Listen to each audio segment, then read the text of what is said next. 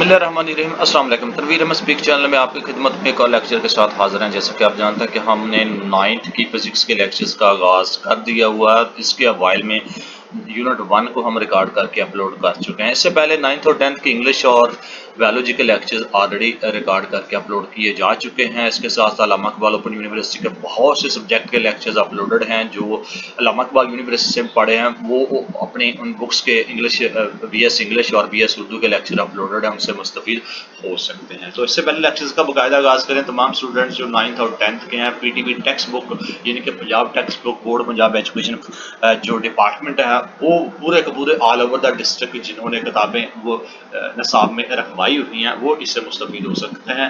और इन लेक्चर्स को लेके आप बारी भरकम फीस जो प्राइवेट अकेडमीज़ में अदा कर रहे हैं उससे आप छुटकारा हासिल कर सकते हैं और उन पैसों को अपनी और फैमिली में यूटिलाइज कर सकते हैं। आज हम यूनिट 2 यानी कि काइनेमेटिक्स को डिस्कस करने जा रहे हैं, जो कि फिजिक्स 9th की फिजिक्स का चैप्टर 2 है। तो आपने इस चैनल को सब्सक्राइब करने के बेल आइकन को लाजमी क्लिक करना है सब्सक्राइब करने के बाद, ताकि आने वाले दिनों में जो भी लेक्चर्स यहाँ पे अपलोड होंगे उससे आपको मुस्तफ़ीद हो सके, उसका इंटीमेशन आपको मिल सके। तो स्टूडेंट लर्निंग आउटकम है काइनेमेटिक्स यानी कि यूनिट 2 में कि इस यूनिट को कंप्लीट करने के बाद आप जो एग्जाम्पल के साथ जो ऑब्जेक्ट है इसका मकसद है यानी कि रेस्ट एंड मोशन, यानी कि आप जनाब रेस्ट एंड मोशन की किस तरह होता है उसके बारे में जान सकेंगे। इसके अलावा different types of motions, translational, linear, random वगैरह जो इसकी है मोशंस की जो यानी कि जो हरकत की अकसाम है उसके बारे में जान सकेंगे। इसके अलावा एग्जाम्पल के दे सकेंगे, आप मिसालें दे सकेंगे। डिस्टेंस एंड डिस्प्लेसमेंट यानी कि स्पीड एंड वेलोसिटी के मतलब आप इनकी जो है ना वो एग्जाम्पल दे सकेंगे, उसकी शिनाख्त कर सकेंगे, उनके दरमियान में फ़र्क कर सकेंगे। इसके अलावा आप स्केलर एंड वेक्टर जो क्वांटिटीज़ हैं उसके बारे में आप जान सकेंगे और उनको अच्छे तरीके से बच सकेंगे। इसके अलावा जो वेक्टर क्वांटिटीज़ हैं उसको किस तरह ड्राइंग किया जाता है उसको आप देख सकेंगे, उसके बारे में आप जान सकेंगे। स्पीड की, वेलोसिटी की और एक्सेलरेशन की जो टर्म्स हैं उनको आप डिफाइन कर सकेंगे, इंटरप्रेट डिस्टेंस लॉ सकेंगे। यानी कि तमाम की तमाम ये वो चीज़ें हैं, moving with constant speed, moving with variable speed, ये सारी की सारी इस चैप्टर में अगर डिस्कस होने वाला है तो आप हाउ नो हो सकेंगे, इसके मतलब जान सकेंगे। ये सारी की सारी जो आउटकम्स में लिखी हुई हैं और ये सारी की सारी आपके काइनेमेटिक्स यानी कि जो आपकी मोशंस, असरा की ये सारी की सारी एग्जांपल इमेज में भी दी गई हैं जो फोर्स एंड मोशन के मतलब है। और ये यूनिट आपको फोर्स एंड मोशन की जो फिजिक्स 9th में दिया गया है, तो ये चीज़ें आप साइंस की चौथी क्लास की साइंस में भी पढ़ सकते हैं, फोर्स एंड मोशंस। और ये नामिक 10वीं क्लास की मोशन एंड फोर्स के इस यूनिट की जो है मजीद लीड किया जाएगा, इसके बारे में आपको बताया जाएगा। तो ये आउटकम्स है जिसके बारे में आप सीखने जा रहे हैं, आप पढ़ने जा रहे हैं। इसके अलावा आप स्पीड, टाइम और मुख्तलिफ किस्म की उसकी जो मोशंस की और एक्सेलरेशन की विद एग्जाम्पल के साथ, ग्राफ के साथ इनकी प्रॉब्लम्स को सॉल्व करना सीखेंगे जो ऑलरेडी यहाँ पे सॉल्व किए हो गए हैं। इसके अलावा आप इन्वेस्टिगेशन स्किल्स हैं कि आप इस काबिल हो सकेंगे कि आप जो तहकीकाती स्किल हैं और उनके बारे में मुख्तलिफ किस्म की मुजाहरा करके ट्रांसलेटरी, रोटेटरी और रेपरेटरी मोशंस में तफरीक कर सकेंगे। और इसके अलावा आप 100 मीटर के रेस में हिस्सा लेने वाले खिलाड़ी की औसत वेलोसिटी की भी आप मैच कर सकेंगे जो आपकी एग्जांपल दी गई। यहाँ पे इस साइड पे आपको जो इसकी जो टाइप्स हैं, मेजर कंसेप्ट हैं रेस्ट एंड मोशंस की, टाइप ऑफ मोशंस, ये टर्म एसोसिएटेड है,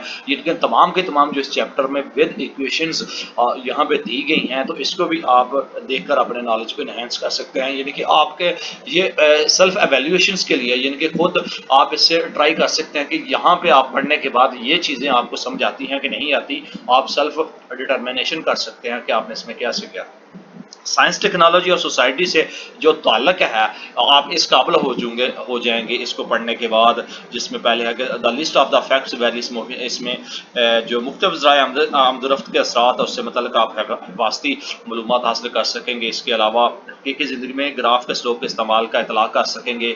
इसके साथ साथ अखबार दर सालों में क्रिकेट और मौसम वगैरह के अखबार का ग्राफ का मफहूम आप जान सकेंगे। ये आपकी इसका जो कनेक्शन है इस सोसाइटी के साथ, इसके मतलब आप देख सकते हैं। द फर्स्ट थिंग जो कंसर्निंग है the motion of an object is the kinematics, किसी जिस्म के मोशन से मुताल्लिक़ पहली जो चीज़ उसकी काइनेमेटिक्स होती है। और मोशन को आप ज़ेरे बहस लाते हुए यानी कि उसको आप कंट्रोवर्सी करते हुए, उसके डिस्कस करते हुए क्या काज ऑफ मोशन, यानी कि मोशन के मतलब को काइनेमेटिक्स। इस यूनिट में हम मोशन की अकसाम जिसमें स्केलर और वेक्टर मकदार हैं, डिस्प्लेसमेंट, स्पीड, वेलोसिटी और एक्सेलरेशन के दरमियान ताल्लुक के लीनियर मोशन और मोशन की जो इक्वेशंस हैं उनकी आप स्टडी करने जा रहे हैं इस आपके चैप्टर में। तो आइए आगे बढ़ते हैं और इसका आगाज करते हैं। ये प्रियम्बल था इसका, सारे के सारे जो इब्तदाइया था जिसको आप दिबाचा बोलते हैं कि इसमें आप क्या सीखेंगे। सबसे पहले रेस्ट एंड मोशन है। वी सी, हमने देखा वेरियस थिंग्स, बहुत सारी चीज़ें हमारे इर्द गिर्द देखते हैं, इनसे कुछ चीज़ें रेस्ट की हालत में होती हैं जबकि कुछ चीज़ें जो है ना some of them are rest while other are in motion, यानी कि हरकत सकरात में होती हैं। अगर कोई जिस्म और body set to the rest अपने गिरदबिश के लिहाज से अपनी पोजीशन तब्दील ना कर रहा हो तो उसको हम रेस्ट कहते हैं। इसी तरह अगर किसी जिस्म की पोजीशन उसके गिरदबिश के लिहाज से तब्दील हो रही हो तो हम उसको मोशन का नाम देते हैं। ये दोनों की दोनों रेस्ट एंड मोशन की डेफिनेशंस हैं। The state of the rest और motion of the body is relative, और आप किसी जिस्म की रेस्ट या मोशन की हालत आपस में रिलेटिव होती है, यानी कि उसके साथ उनका कनेक्शन होता है। मिसाल के तौर पर किसी चलती हुई बस में बैठा हुआ मुसाफिर बस में मौजूद दूसरे मुसाफिरों और चीज़ों के लिहाज से रेस्ट में होता है, लेकिन बस से बाहर मौजूद किसी शख्स के लिहाज से बस में तमाम मुसाफिर और चीज़ें मोशन में होती हैं। तो ये मोशन और रेस्ट की बहुत बड़ी एग्जाम्पल है। टाइप्स ऑफ मोशन में क्या होगा, 2.2 आपकी जो हेडिंग्स है इसमें चीज़ें चूंकि यहाँ पे ऑलरेडी आपको दिया गया है, गिवन है इन इंग्लिश मीडियम, और मैं आपको उर्दू के साथ, इंग्लिश में तो आप जानते ही जानते हैं, वो इंग्लिश में ही इन तमाम चीज़ों की डेफिनेशंस हैं। अब विद इमेजेस जो आपको राइट साइड पे दिए गए हैं, मैं आपको साथ उर्दू में इसका ट्रांसलेशन और इसको एक्सप्लेन करने की कोशिश कर रहा होता हूँ ताकि उर्दू मीडियम और इंग्लिश मीडियम दोनों ही कवर आ जाए।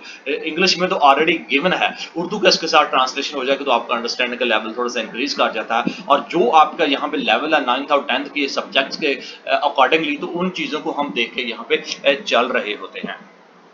अगर हम इफ वी ऑब्जर्व केयरफुली, हम मुशाहदा करें बड़े गौर के साथ, we will find that everything in the universe in motion, तो हम देख सकेंगे कि कायनात में हर चीज़ जो है वो हरकत में। हाउएवर ताहम डिफरेंट ऑब्जेक्ट से मूव डिफरेंटली, जबकि उनकी हरकत का जो मकसद है मुख्तलिफ जगह पे मुख्तलिफ है। सम ऑब्जेक्ट से move along a straight line, suppose जो है ऑब्जेक्ट आपका जनाब स्ट्रेट लाइन में मूव कर रहे हैं, सब मूविंग एंड कर्व को कर्व में मूव कर रहे होते हैं, रास्ते में मूव कर रहे होते हैं, सम मूविंग सम अदर वे, कुछ दूसरे तरीके से मूव कर रहे हैं। There are 3 types of motions, और इस तरह इसकी 3 किस्म की जो है ना होती हैं। कोई दायरा-नुमा में मूव करते हैं, एक लाइन में मूव करते हैं, और कुछ इस तरह की रास्तों पर भी मूव करते हैं। जिस तरह ये आपका स्टेट है, ये आपकी गाड़ी है, और ये आपका जनाब इस रास्ते में मूव कर रहा है। कुछ ट्रांसलेटरी मोशन ये कहलाती है। तो इस तरह ये इनकी मूवमेंट की सबसे पहले ट्रांसलेशन मोशन, जिनके लीनियर, रैंडम एंड सर्कुलर इसको कहा जाता है। नंबर 2 पे आपका रोटेटरी मोशन है, नंबर 3 आपका वाइब्रेटरी मोशन है। सबसे पहले ट्रांसलेटरी मोशन को हम देखते हैं। इसमें watch how various object are moving, देखिए हरकत करने वाले मुख्तलिफ अजसाम का इसमें मुशाहदा कीजिए। Do they move along a straight line, क्या ये सब खत मुस्तकीम में हरकत करते हैं। Do they move along a circle, क्या ये दायरे हरकत में करते हैं। खत मुस्तकीम आ circle moving in straight line as translator moving, और खत मुस्तकीम में चलने वाली कार ट्रांसलेशन मोशन है। इसी तरह खत मुस्तकीम में उड़ता हुआ हवाई जहाज भी आपका ट्रांसलेशन मोशन कहलाता है। और इसके ट्रांसलेशन मोशन आ body moves along a line without any rotation, the line में बी स्ट्रेट और कर्व्ड। ट्रांसलेशन मोशन में कोई भी जिस्म जो आपका घूमे बगैर एक ही ऐसी लाइन में हरकत करता है जो सीधी भी हो सकती है और कर्व में भी हो सकती है, यानी कि दायरा नुमा भी आपकी हो सकती है। नेक्स्ट आपका जनाब यहाँ पे उन्होंने yes the object as shown in figure 2.3 moves along a curved path without rotation, ये 2.3 अगर फिगर देखें ये कौन सी फिगर है, तो इसको पहले ट्रांसलेशन कर देते हैं इसका, फिर आगे बढ़ते हैं। जो कि 2.3 में दिखाया गया है जैसे घूमने वाले किसी खमदार रास्ता पर हरकत कर रहा है, और ये इसकी ट्रांसलेशनी मोशन कहलाती है। फेरी व्हील, यानी कि फेरी व्हील में यानी कि झूला जो झूल रहा है, झूलने वाले भी ट्रांसलेटरी मोशन में होते हैं। ट्रांसलेशन मोशन को लीनियर मोशन, सर्कुलर मोशन और रैंडम मोशन में भी तकसीम किया जाता है। और इस तरह ये जो 2.4 और आल्सो इन ट्रांसलेशन मोशन, जो 2.4 है वो भी आपकी ट्रांसलेशन मोशन ही कहलाती है। और ये जनाब आपको आगे शक्ल में देखते हैं। और there motion is in a circle, और ये जो हरकत है ये दायरे में होती है विदाउट रोटेशन, बगैर किसी रोटेशन के। Translation motion can be divided into linear motion, circular motion and random motion. जो ट्रांसलेशन मोटर है उनको तीन, यानी linear motion, circular motion and random motion में उनको तकसीम किया गया है। और 2.3 एंड 2.4 कौन सी आपको जो इमेज दिए गए हैं, ये सर ट्रांसलेटरी मोशन ये आपका 2.4 है जिसको हमने किया है। और इसके अलावा 2.3 ये आपका translatory motion of an object along a curved path है, ये आपका यानी कि दायरा-ए-नमाज जो आपकी हो रही है। इसके अलावा फिगर 2 है, ये कैन बी एक्सेलरेशन मोशन, ये आपका कहला सकती है। इसके साथ साथ आपके गाड़ी की भी यहाँ पे एग्जांपल दी गई है। तो इस तरह इनको डिफाइन किया जा सकता है। सबसे पहले जनाब आपकी जो ट्रांसलेटरी मोशन है जिनको तीन हिस्सों में तकसीम किया। लीनियर मोशन, लीनियर मोशन में क्या होता है कि आपकी जो हमारा ऐसी मोशन इसको हम कहते हैं जो खते मुस्तकीम में हरकत करती है। बेशुमार एशिया इसमें पाई जाती है। एशिया की हरकत लीनियर मोशन आप कहलाती है या तो उनको कहा जाता है। और मसलन एक हमवार और सीधी सड़क पर चलती हुई कार जो आपकी लीनियर मोशन में होती है। एक कार का जो ऊपर हमने देखा है वो आपका लीनियर मोशन में आता है। State the motion of a body is known as its linear motion, किसी जिस्म की खत मुस्तकीम की हरकत लीनियर मोशन, यानी कि एक स्ट्रेट लाइन पे आपकी जैसे कि कार की यहाँ पे एग्जांपल दी गई है। इस तरह aeroplane flying straight in air and object जो खत मुस्तकीम में उड़ता हुआ हवाई जहाज है ये तकरीबन फॉलिंग वर्टिकली यानी कि अमूदन वर्टिकली तौर पर डाउन और also example of linear motion. और ये भी आपका जो अमूदन गिरते हुए नीचे गिरते हुए अजसाम जो आपकी लीनियर मोशन की एक बहुत बड़ी मिसालें हैं जो लीनियर मोशन कहलाती है। इसके अलावा जो सर्कुलर मोशन है, सर्कुलर मोशन में क्या होता है कि डोरी के सिरे से बांधे हुए एक पत्थर के टुकड़े को इसमें घुमाया जाता है, जहां पे ये आपको शक्ल दिखाई गई है। तो इस तरह इसका जो पत्थर का टकराव है किसी किस्म के रास्ते पर चलेगा, जैसा कि शक्ल 2.6 में दिखाया गया है आपको 2.6 में। और पत्थर का टकराव दायरे में हरकत कर रहा है, बस वो सर्कुलर मोशन कहलाता है, यानी कि इसके दरमियान जो इसकी मूवमेंट है ये आपकी सर्कुलर मोशन कहलाती है। और अगर कोई जिस्म दायरे में हरकत करे तो उसकी हरकत को हम सर्कुलर मोशन कहते हैं। तो ये आपकी इसकी है।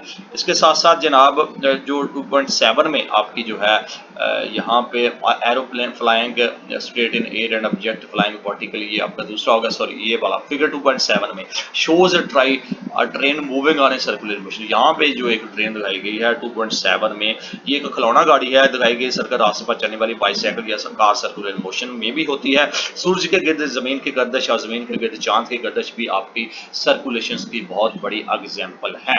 तो इसके साथ साथ आपको समझ आ रहा होगा कि सर्कुलेशन मोशन क्या होती है, लीनियर मोशंस क्या होती है। नेक्स्ट आपका रैंडम मोशन। रैंडम मोशन में क्या होता है कि आपने कीड़े मकोड़ों की जो मूवमेंट है यानी कि नोटिस किया होगा, इंसेक्ट एंड बर्ड्स और परिंदों की मोशन आपकी रैंडम हो। हवा में गिरदगबार और धुएं के पार्टिकल्स के मोशन भी आपकी रैंडम मोशन कहलाते हैं। शक्ल 2.8 में दिखाए गए खामदार रास्तों पर गैस या माया के मालिक्यूल्स की हरकत भी आपकी रैंडम मोशन आपकी कहलाती है। तो ये आपको 2.8 में दिखाया गया है। चनाचे ये गैस मालिक्यूल्स की रैंडम मोशन है जिसको हम ब्रोनियन मोशन भी कहा जाता है। ये जो आपके सामने दिखाई गया 10 motion of insect birds and random motion, यानी कि आपके कीड़े और परिंदों की मोशन भी होती है।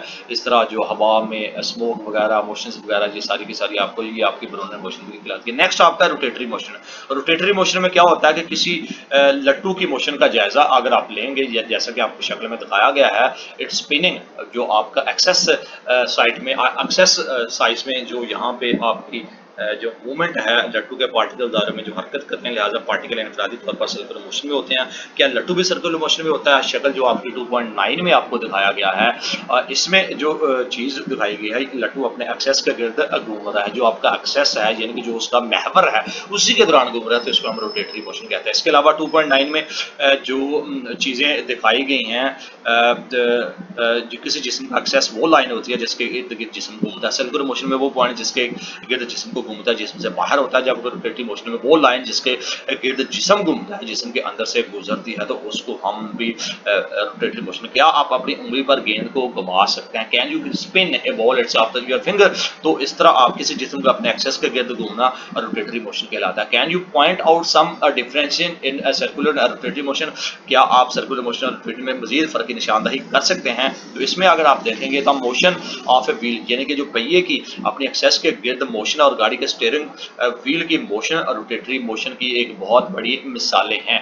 ये आपको ये भी रोटेटरी मोशन है। जैसे ये फुटबॉल को गेंद है उसमें भी देखा है आपको, ऊपर जो लट्टू दिखाया वो भी आपकी रोटेटरी मोशन आपको कहलाती हैं।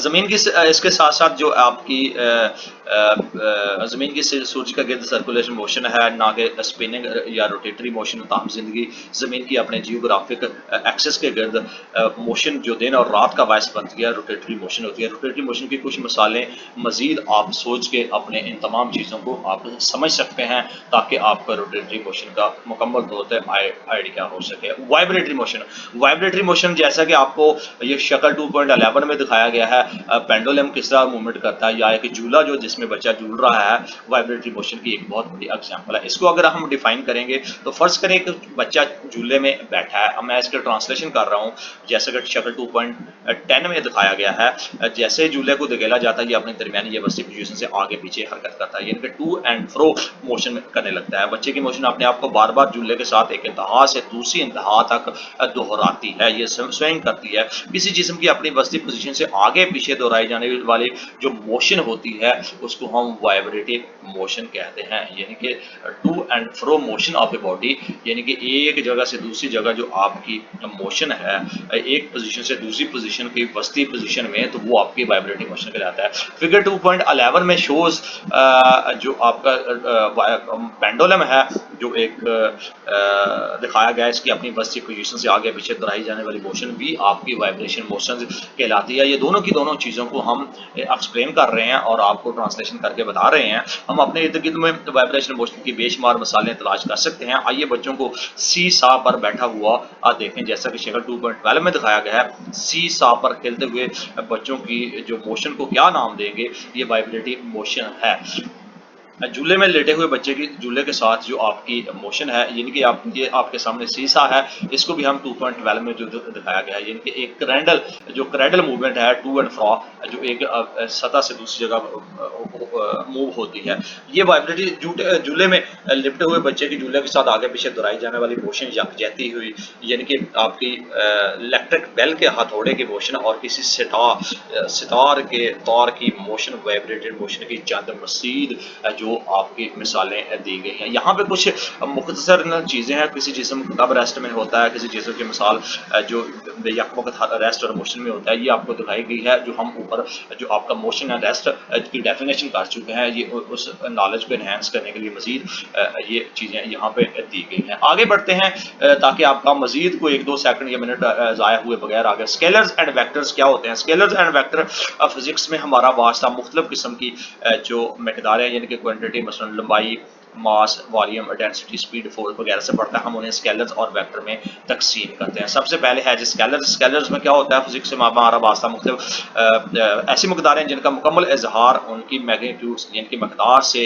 हो सकता है, उसको हम स्केलर्स कहते हैं। मकदार से मुराद किसी अदद के साथ तिब्बी मकदारों का मौजू जो है ना यूनिट है, मसलन 2.5 kg, 40 सेकंड, 1.8 मीटर वगैरह वगैरह। मास, लंबाई, वक्र, स्पीड और वॉल्यूम एनर्जी स्केलर्स की मिसालें हैं। किसी स्केलर्स को इसकी मकदार से मुकम्मल तौर पर बयान किया जाता है। Quantity is describe completely bye its magnitude only, यानी कि उसकी मकदार से साथ मुकम्मल तौर पर बयान किया जाता है। ये आपका स्केलर्स कहलाता है। वेक्टर्स में क्या होता है? किसी वेक्टर को मुकम्मल तौर पर जानने के लिए उसकी मकदार के साथ उसकी सिमत जानना भी बहुत ज़रूरी होता है। Velocity, displacement, force, momentum, torque वगैरह वेक्टर्स की बहुत बड़ी मिसालें हैं। सिमत के बगैर किसी वेक्टर को बयान करना बेमानी होगा। मिसाल के तौर पर किसी रेफरेंस पॉइंट या हवाला की जगह से किसी मुकाम का फासला उस मुकाम की निशानदही के लिए जो नाकाफ़ी होता है, इस मुकाम का रेफरेंस पॉइंट से सिमत का इल्म भी इंतहाई ज़रूरी होता है। और यानी कि a vector quantity is describe magnitude of direction, जो एक मुकम्मल तौर पर उसकी डायरेक्शन को ज़ाहिर करता है। तो ए में क्या दिखाया गया है? जो आपकी ए एग्जाम्पल है, मिसाल के तौर पर किसी वेक्टर को इसकी मकदार और सिमत की मदद से मुकम्मल तौर पर बयान किया जा सकता है। फर्ज कीजिए 1 मीटर पर दो फोर्स F1 और F2 अमल कर रही है, जैसा कि शक्ल 2.13 में दिखाया गया है। क्या इससे कोई फर्क पड़ता है अगर ये दोनों फोर्सेज मुखालफत सिमत में अमल कर रही हूँ, जैसा कि शक्ल 2.13B में दिखाया गया है। और वो दोनों की दोनों ये शक्ल है A और B, यानी कि मुखालफत सिमत में, और इसकी जो डायरेक्शन आपको शो कर गई है। इसमें क्या होता है कि इसमें अगर आप देखेंगे यकीनन दोनों सूरतें यानी कि two situation from each other जो एक दूसरे से मुख्तलिफ है। ये फर्क मेज पर लगने वाली फोर्स की सिमतों के बायस है। पास किसी फोर्स का बयान सिमत के बगैर नामुकम्मल होगा। इसी तरह जब हम ये कहते हैं कि हम 3 किलोमीटर यानी कि जो की स्पीड से शिमाल की तरफ जा रहे हैं, तो हम दरअसल किसी वेक्टर की बात कर रहे होते हैं, यानी कि उसकी टॉक कर रहे होते हैं। अगर 3 किलोमीटर हम किसी की तरफ जा रहे होते हैं, तो हम उस वेक्टर की बात कर रहे होते हैं जिसकी तरफ हम जा रहे होते हैं। तो नेक्स्ट है आपका जनाब जो वेक्टर का इजहार है, यानी कि प्रिजर्वेशन ऑफ वेक्टर है, उसको हम किस तरह शो करते हैं। आइए इसमें भी आगे बढ़ के देखते हैं। यस, ये यहाँ पे आपको हो गया। तो to differentiate a vector from a scalar quantity, we generally used a bold letter to represent a vector quantity such as FAD, और यानी कि हम मुख्तलिफ वेक्टर्स को उनकी जो स्केलर क्वांटिटी है उसको हम आम तौर पर बोल्ड लेटर से उसको रिप्रेजेंट करते हैं, जो उसकी नुमाइंदगी करती हैं। जैसे कि वेक्टर क्वांटिटी यहाँ पे जो F से दिखाया गया, A से दिखाया गया A है, तो इसको जनाब हम डिफ्रेंसिएशन तौर पे यानी कि बोल्ड लेटर से ज़ाहिर करते हैं, उसको हाईलाइट किया होता है।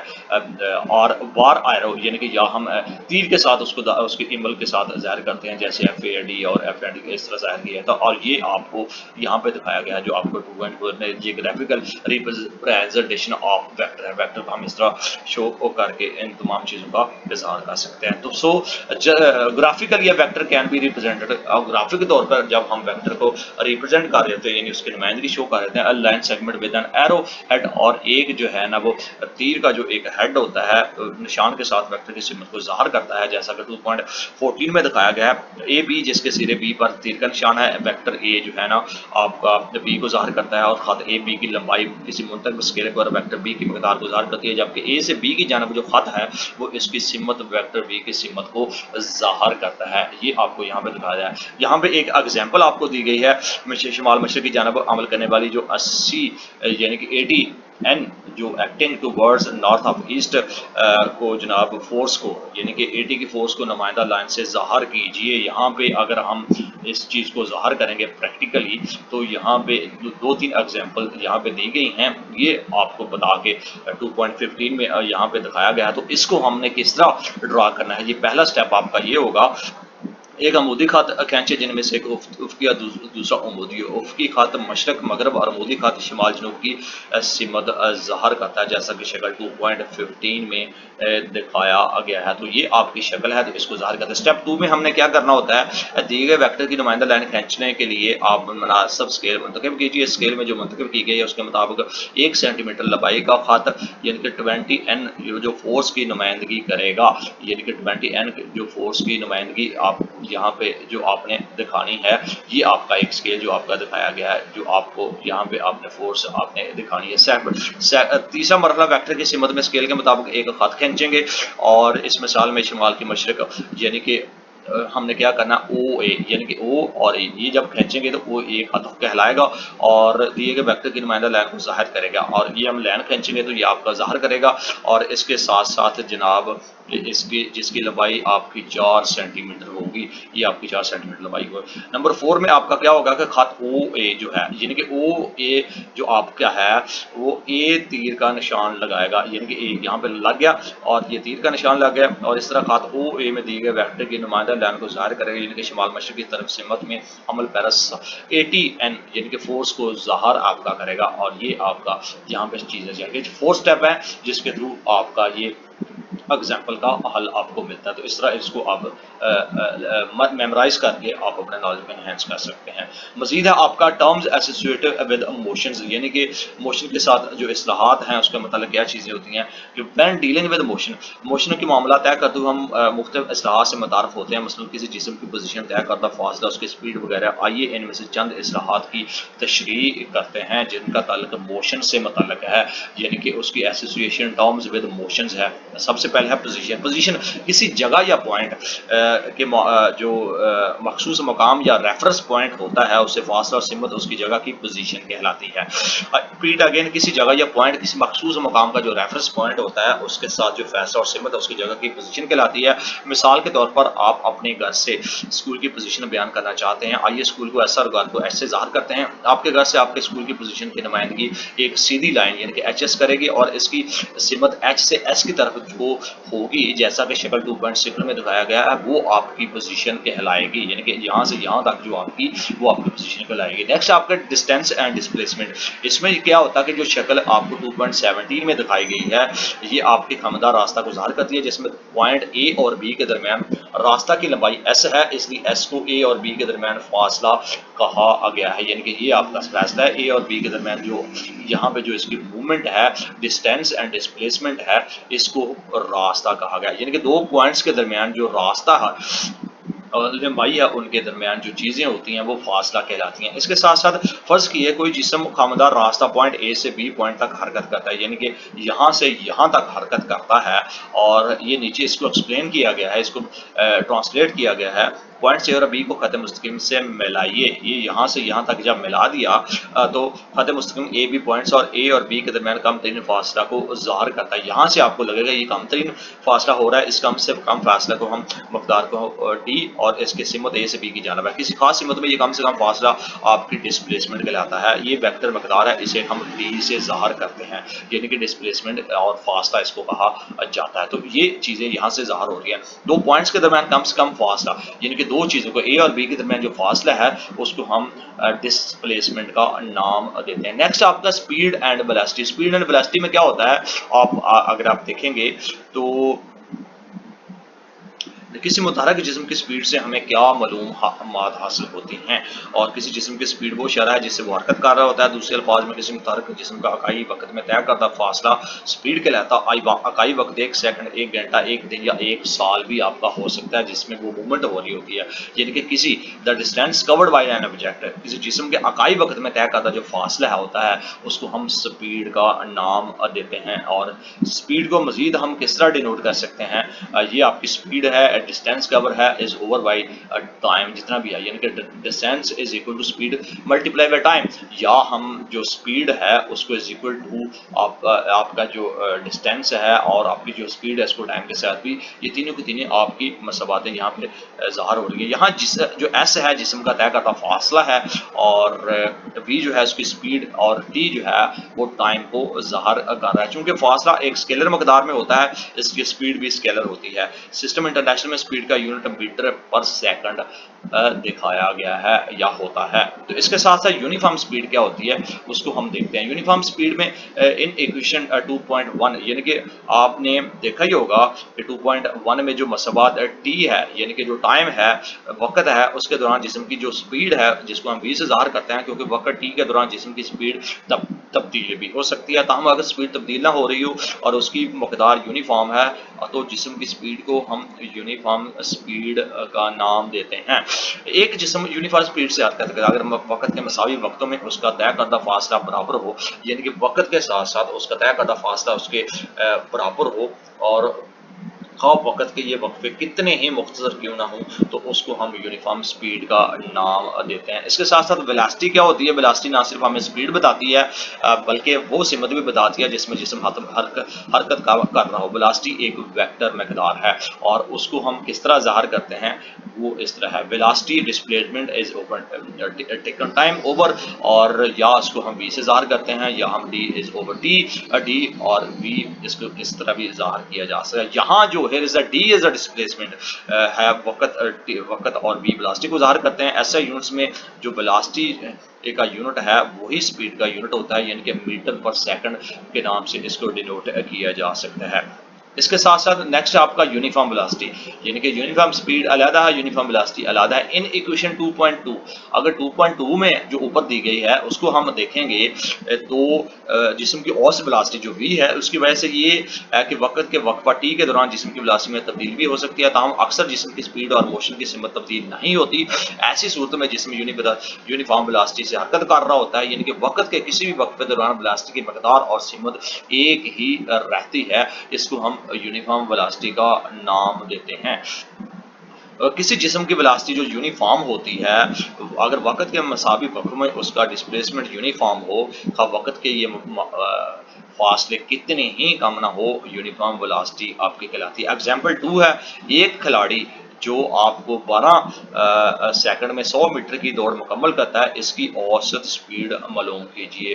Total distance 100 metre, total time taken 12 second है। एवरेज स्पीड का जो फार्मूला है, total distance moved, total time taken, हम इसी में वैल्यूज को पुट करेंगे, यानी कि 100 आपका जो डिवाइड बाय 12 सेकंड तो 8.30 सेकंड मीटर पर सेकंड आपको सामने देगा। दस the speed of the sprinter is 8.36, जबकि जो इसकी खिलाड़ी की औसत स्पीड है 8.33 मीटर पर सेकंड यहाँ पे ज़ाहिर होती है। तो ये आपको एवरेज स्पीड का जो फार्मूला है, ये इनमें आपको सबसे जो बेहतरीन चीज़ होगी, ये फार्मूले आपको याद करने होंगे। इसी तरह एग्जाम्पल 2 में एक और चीज़ है, एक बाईसाइकिल सवार 318 जो मीटर रेडस के सर्कुलर ट्रैक का आधा चक्कर 1.5 मिनट में मुकम्मल करता है। इसकी स्पीड और वेलोसिटी मालूम करें।